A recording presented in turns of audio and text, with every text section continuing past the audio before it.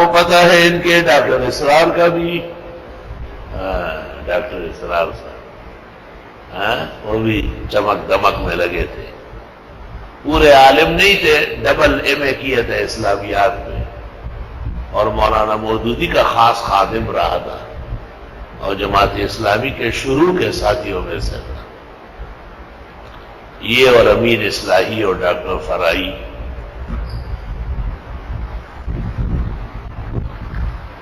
اس نے قرآن شریف کا یہ ترجمہ تفسیر وغیرہ اچھا یاد کیا تھا، قرآن کریم پر بہت اچھی نظر تھی، بڑے گرج سے بیان کرتا تھا، لیکن غلطی بھی کرتا تھا، فحش غلطی۔ ایک جگہ درس دے رہا تھا کہ ہمیشہ قتل نبی ہوا ہے، رسول نہیں ہوا ہے۔ ایک طالب علم نے ان کو پرچہ لکھا پیچھے سے کہ فَكُلَّمَا جَاءَكُمْ رَسُولٌ بِمَا لَا تَهْوَىٰ أَنفُسُكُمْ فَفَرِيقًا كَذَّبْتُمْ وَفَرِيقًا تَقْتُلُونَ۔ اس آیت میں تو صاف ہے کہ رسول قتل ہوئے۔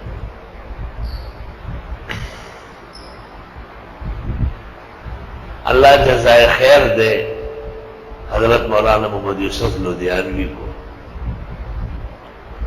یار بعض لوگ بڑے باکمال گزرے، انہوں نے ڈاکٹر صاحب کا محاسبہ کیا اور المیثاق کے اول سے اخیر تک ان کا تعاقب کیا، اور بینات کے کئی قسط نکلے، اور اس کو علیحدہ شکل میں بھی شاید عزیزم یحییٰ سلمہ نے چھاپا ہے، سلسلہ عالیہ اسراریہ، ایک تناظر یا جدید قسم کے متشککین و متجددین، اس میں کوئی چیز باقی نہیں ہے۔ ڈاکٹر اسرار کی تمام عقائد کی غلطیاں، علم کی غلطیاں، تحریک کی غلطیاں، فحش غلطیاں، اور یہ واضح کیا گیا ہے کہ وہ دیوبندی مکتب فکر کے آدمی نہیں تھے، دیوبند کو صرف استعمال کرنا چاہتے ہیں۔ یہی حال مودودی خیال لوگوں کا ہوتا ہے۔ ایک دفعہ کراچی کے ایک بڑے ہوٹل میں اس کا بیان تھا، تو اس سے پوچھا گیا کہ آپ نے کراچی میں کوئی مکان خریدا ہے، کیونکہ آپ نے ابھی عصر 4 رکعت پڑھا لی۔ اس نے کہا نہیں، میں امام بخاری کے مذہب پر ہوں۔ میں نے آواز دی، میں نے کہا امام بخاری کا مذہب اس میں کوئی اور نہیں ہے، غلط فہمی کے شکار ہو۔ امام بخاری نے کبھی بھی نہیں کہا کہ بغیر کسی وجہ کے تصور پوری نماز پڑھا۔ دوسری بات یہ کہ میں نے کہا آپ بخاری پڑھے ہوئے جانتے ہیں بخاری؟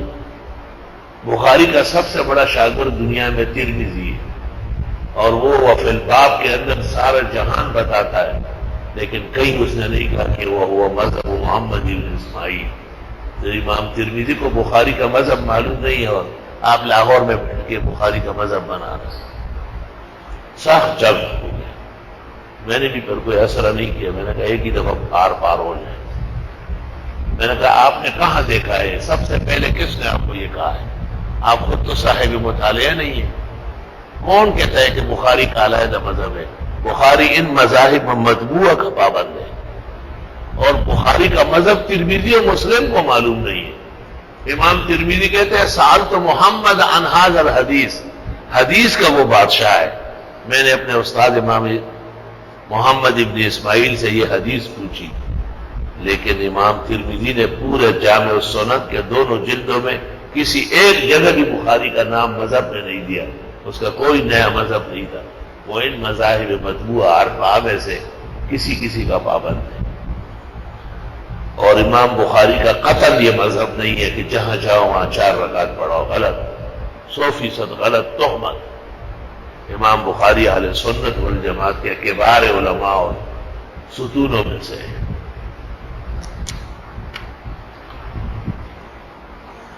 کم از کم لوگوں کو یہ پتہ چل گیا اس مجلس میں کہ بخاری کس کو کہتے ہیں، بخاری کے جاننے والے کون لوگ ہیں، اور یہ سے بخاری کا نام لگا کے لوگوں کو خاموش کرنا چاہتا تھا۔